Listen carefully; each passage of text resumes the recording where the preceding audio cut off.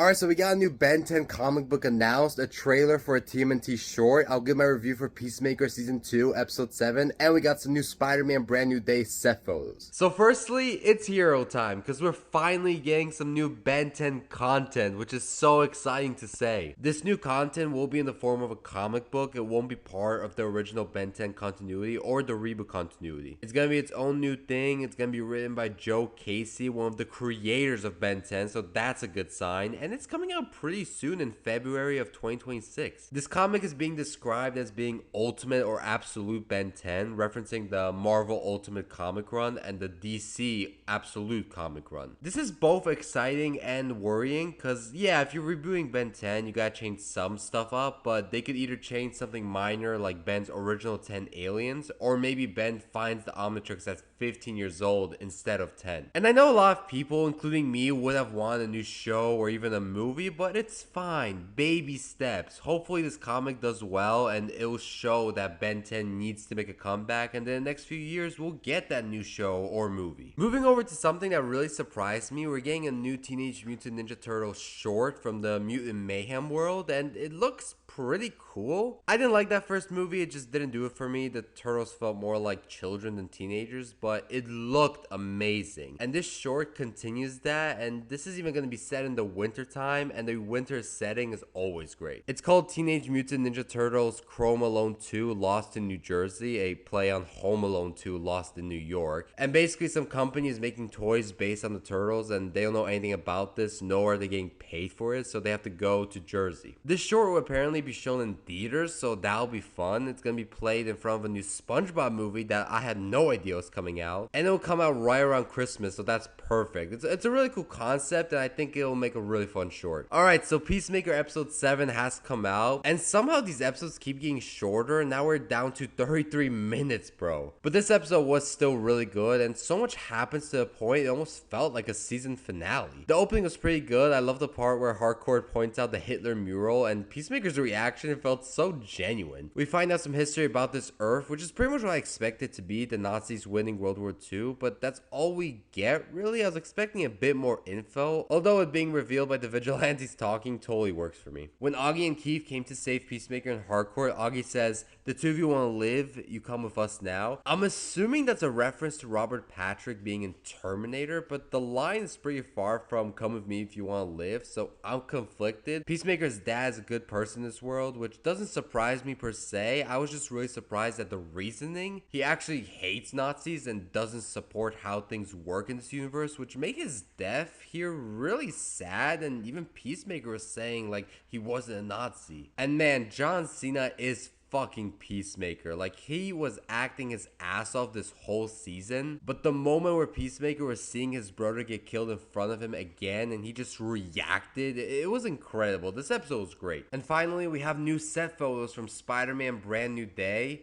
One is actually a video, if I'm being honest. In this video though, there's so much destruction. I'm so curious what the fuck happened. Looks like the Battle of New York. First thing we see is Tom Holland's Spider-Man running over to someone being carried into an ambulance, which is so cool. Whether it's the civilian wanting comfort from Spider-Man, or he's really in shock and Spider-Man runs over to calm him down, it's good stuff. I hope there's a lot of scenes like that. And then afterwards, Spider-Man walks over to a detective. I'm guessing possibly Yuriko Watanabe from the PlayStation Spider-Man game. This movie does look to be taking a lot of inspiration from those games. Then some actual set photos. We have Michael Mando back as Scorpion. It looks like we're picking up with him where we last saw him in Spider-Man Homecoming, because he's wearing the same prison outfit. He's around a helicopter, so he's definitely getting busted out of prison, most likely by Tombstone, but Kingpin might also be a possibility. It reminds me of the 90s Spider-Man where Kingpin busted the Sinister Six out of prison, and they also flew out in a helicopter. We've heard about there being a big prison sequence, which is going to be so sick, and I'm curious what other villains we might see in there.